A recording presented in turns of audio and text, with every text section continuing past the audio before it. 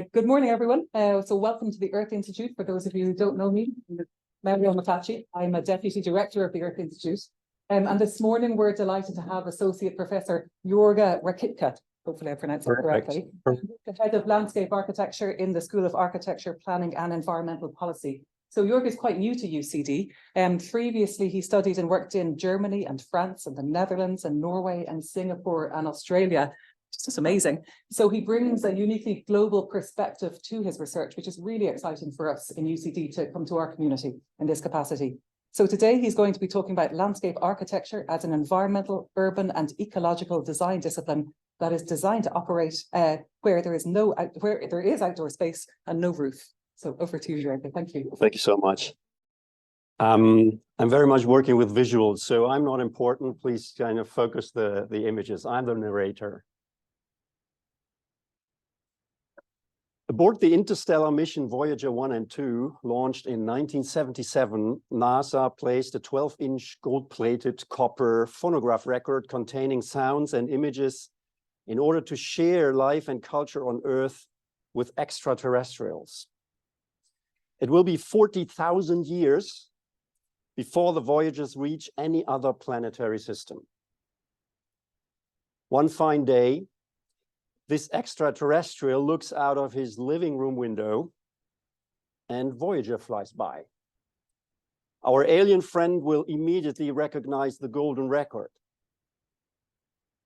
After some easy reading, this is original material, the creature will play the recording. The mix is pretty eclectic. A diagram of male and female, a rather unprofessional demonstration of licking, eating, and drinking, a street scene in Pakistan, and rush hour traffic in Thailand in the 1970s. The Tetons and the Snake River by Ansel Adams. Our friend really likes what he sees and he begins to plan a visit. However, his spaceship finally does not hover above the Snake River, but a township of Johannesburg, South Africa. The city will accommodate the aliens in a genuine slum. Their favorite dish will become canned cat food, as in Neil Blomkamp's movie District 9. The bleak scenery simply represents how significant parts of urban landscapes on this planet actually look. In such neighborhoods, rivers mostly do not take after the Snake River in Wyoming, but rather the Ciliwung River in Indonesia. I was able to work in Indonesia because years before, I had brought my students from the Dutch Wageningen University to Bangladesh, where I met the head of the architecture department of the National University of Singapore, where I later worked for many years. I remember what came into my mind when I saw these people laundering and drying plastic waste along the polluted Buriganga River in Dhaka, Bangladesh. I realized that this plastic will be shipped to China, where it's used for the production of those dainty disposable toothbrushes that we find in bathrooms of hotels wherever we travel in this world. Bangladesh is an extreme. The colossal flows Ganges, Meghna, and Brahmaputra are carrying more water than all rivers in entire Europe together. I will not enlarge on our work in Bangladesh, but it was my start of intensive fieldwork in the global south together with my students. Fieldwork became an indispensable element of my academic practice. Fieldwork is not optional, it is mandatory. I concluded in a paper published in 2015 at ETH Zurich. We submitted our Bangladesh works to the IFLA student competition, and this one had been awarded the Zwi Miller Prize. Udo Weilacher, head of the jury, wrote, "To what extent are the actual design premises of landscape architecture valuable for increasing migration, demographic changes, and growing globalization? What kind of innovative answers to the dramatic climate and the related socio-cultural changes will landscape architecture find?" Weilacher's questions are still topical. The work in Bangladesh changed my personal life. I decided to enter into service of the National University of Singapore where I established and directed the NUS MLA program. I brought my family there. They were small kids. For our work on the Ciliwung River in Jakarta, one of 13 major rivers that cross the urbanized delta, we spent 5 years of time. Greater Jakarta is home to about 28 million people. It is a place where we can address genuine urban problems and work on a landscape that is utterly urban. The director of Max Planck Institute for the History of Science, Joerg Rekittke, used my photography for his book titled The Evolution of Knowledge in History, Rethinking Science in the Anthropocene, published by Princeton University Press. The Ciliwung is a river with many faces. Easy fishing there. Also, toothbrushing is rather popular. Best time for it is when your neighbor cleans the street, which you see here. I'm interested in everyday life, and I do not consider myself too good for anything. With my students, I go into any kind of situation in order to understand how things are functioning. We apply technology that frees us from territorial myopia. In Jakarta, we worked on a river, so we had to be on the river. We worked on a tropical megacity, so we traveled right into the next flood. These students internalized that centimeters count even in the wildest megacity. We used our drawings and data for calibrated installations in situ, projecting the territory of the river onto the built city. These installations made a fundamental logic visible and intelligible. The essential design parameter in a delta environment like Jakarta can only be the environment itself.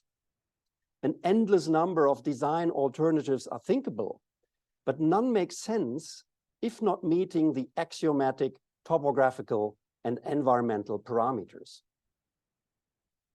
The naturally occurring water levels must be understood as a horizontal urban trim line that forces the designer to consider everything that is below it. Anything above the line is comparatively insignificant, seen from the perspective of the landscape architect. Massive flooding regularly paralyzes up to 60% of Jakarta's central city area.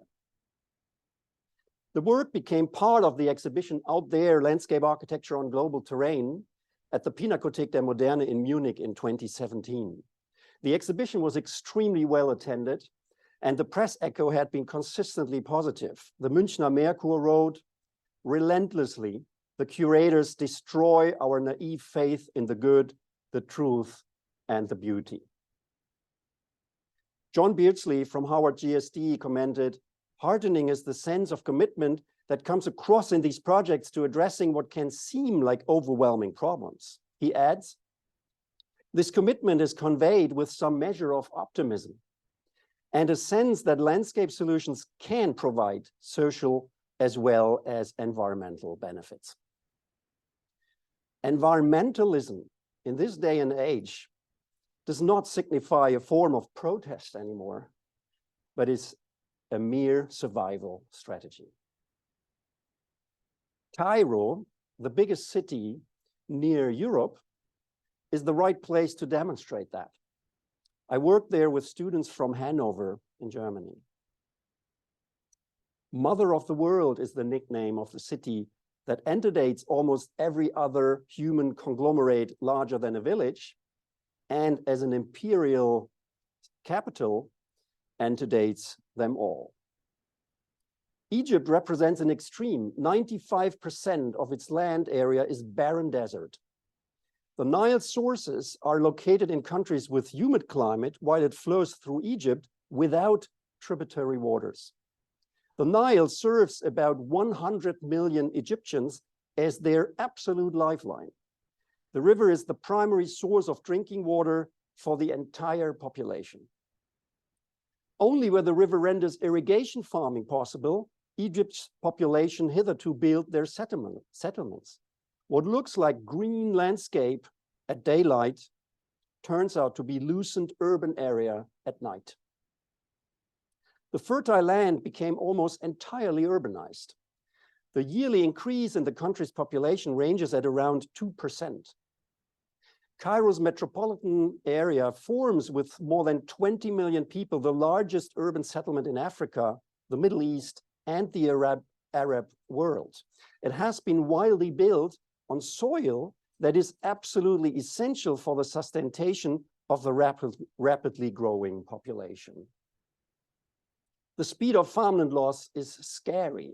This is how it looks around today, and this is how it looked 15 years ago. And this is everywhere the case. The actual built footprint are virtually without gap, as you see here. Our project task was to envision Cairo's city growth without consuming any additional agricultural land. This is anything but a naive do-gooder's fantasy, but rather would, in contrast to common current practice, abide by the existent Egyptian law. In the year 2035, 9 million more people will live in Cairo. In 2050, it will be 19 million more. More or less all of them have to settle in the waterless desert in order to protect the scarce farmland. By way of demonstration of Cairo's size in 2050, we took 6.5 footprints of central Mumbai, housing 3.1 million people each, and placed them in the desert around Cairo. Like that, we begin to comprehend what Cairo's future will bring in urbanistic regard. The same exercise with the lower density city of Berlin. It would take 5 footprints of entire Berlin to accommodate additional 19 million people in 2050. Survival is the order of the day for the designer who wants to render a sustainable Cairo possible.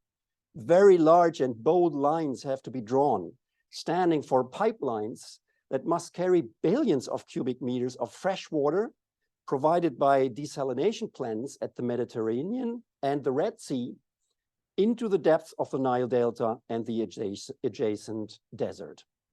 Hundreds of thousands of hectares of settlement area must be projected and built. Any existent crop area must be protected, and hundreds of thousands of hectares of new agricultural land have to be brought into being. The necessary design approach is related to the geography of the entire Nile Delta, the natural asset which renders Cairo possible. This is why I'm interested in the discussion about geodesign, and why our studio was embedded into an international geodesign research project. Environmentalism in this day and age is a mere survival strategy. The climate is changing with serious consequences, and all essential tasks of future design work are contained in this chart, I think. In the future, every spatial design project will be measured by whether or how much it contributes to avoiding emissions and maximizing carbon sequestration. For us designers in Europe, this is a fascinating challenge. All the tasks we have to tackle from now on are very, very big, not small. They are very, very difficult, but that is exactly what a designer is looking for. At UCD, we are currently working on the topic Tailwind for Ireland, in which we are devoting ourselves to the design potential of future large-scale wind energy onshore and offshore and their gigantic infrastructure. If we don't care about the design quality of future wind parks or related large battery parks or power lines, etc., in the landscape, who should? We teach our first graders in a shared studio with our experienced fourth graders.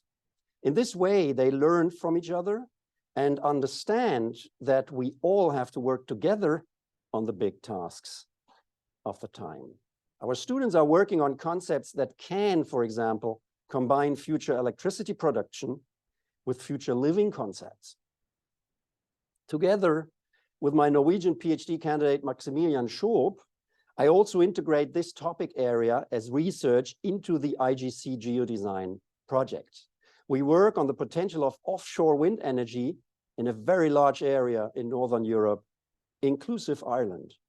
Such design is rather shaped by data and geography than by designers' taste or preferences. We hope to publish this work for the DLA conference in 2024. DLA is standing for Digital Landscape Architecture Conference, which runs like 25 years now. Here at Earth Institute, please use me for the Earth Institute as often as possible. I would be delighted to meet and get to know everyone, certainly the Irish energy narratives in the transition project team. Thank you very much.